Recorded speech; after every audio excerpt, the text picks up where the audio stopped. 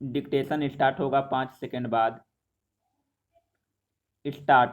महोदय, हम देश के सभी भागों से यहाँ एकत्र हुए हैं जिससे हम इतिहास के उन क्षणों में फिर जी सके जब सामंतवाद और विदेशी शासन के लंबे अंधकार से भारत ने स्वाधीनता और लोकतंत्र के आलोक में आंखें खोली थी।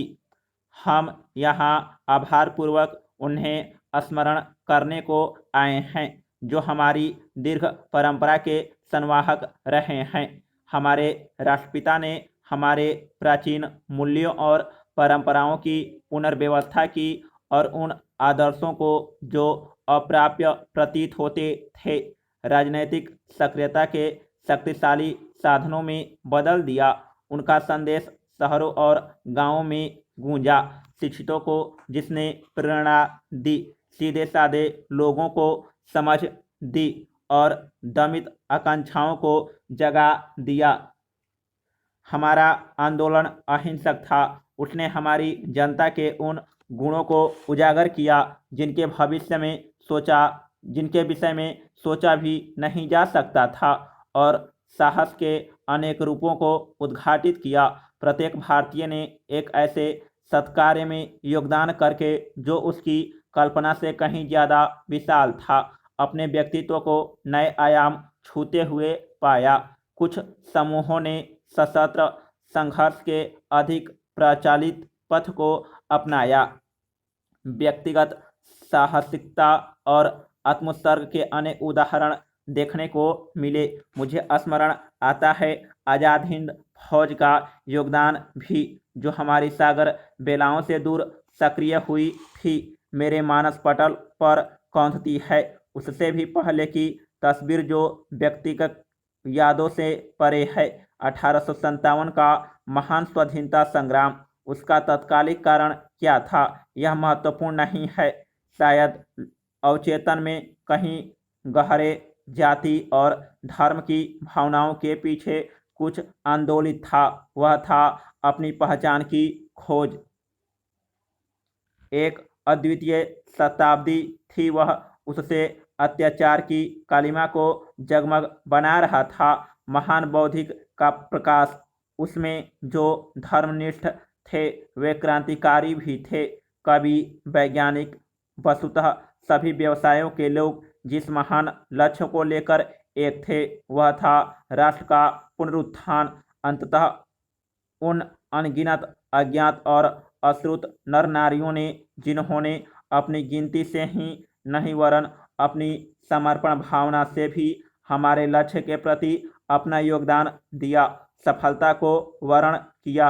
हमारे पास कौन सा बल था? नेताओं ने हमें भय और घृणा की भावना से ऊपर उठाया।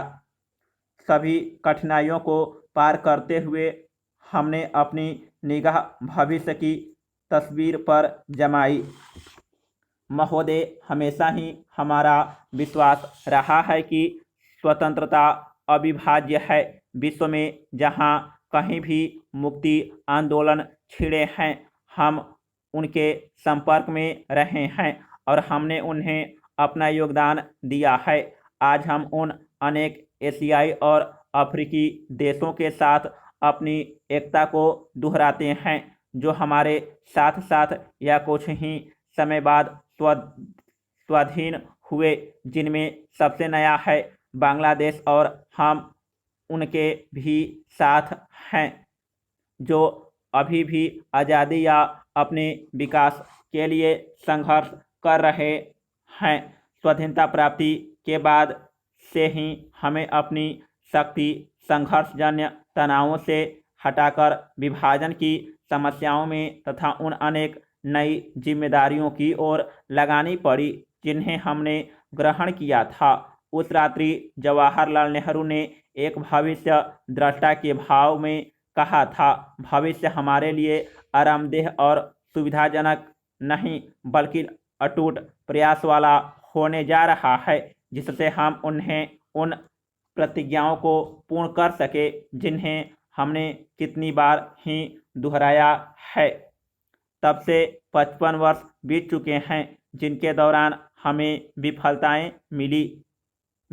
मिली और सफलताएं भी, दुखांत घटनाएं भी घटी और विजय की घड़ियां भी आई। फिर भी हम इस अकाट्य तथ्य पर गर्व कर सकते हैं कि चुनौतियों के लंबे सिलसिले के बावजूद आज हम राजनैतिक, आर्थिक, सामाजिक सभी दृष्टियों से अधिक मजबूत हैं। हमारी राष्ट्रीय एकता, धर्मनिरपेक्षता और हमारा लोकतंत्र समाजवाद सुदृढ़ और सुस्थिर है।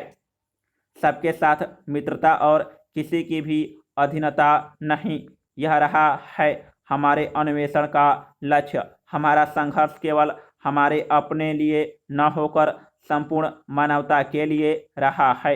वह संकीर्ण अर्थों में राजनीतिक स्वाधीनता के लिए भी नहीं रहा है। हम कृत संकल्प थे बदलने के लिए, गरीबी का उन्मूलन करने के लिए, को जड़ताओं, हानिकर रूढ़ियों और मुक्ति दिलाने के लिए। मुक्ति के लिए संघर्ष तब आरंभ हुआ था जब विश्व के पहले मानव को दासता की बेड़ियों में जकड़ा गया था, और वह तब तक जारी रहेगा जब तक विश्व का अंतिम व्यक्ति न केवल दासता के बाह्य चिन्हों से बल्कि जाति, रंग और लिंग भेदभाव से उत्पन्न छोटी बड़ी भावना से भी छुटकारा न पा लेगा। जो लोग आंतरिक भाव से स्वाधीन हैं वे ही मुक्ति के ध्वज वाहक और भविष्य के पथ प्रदर्शक बन सकते हैं। हम जिस महानता के लिए प्रयत्नशील हैं वह सैनिक शक्ति नहीं वरन शांति है। समाप्त।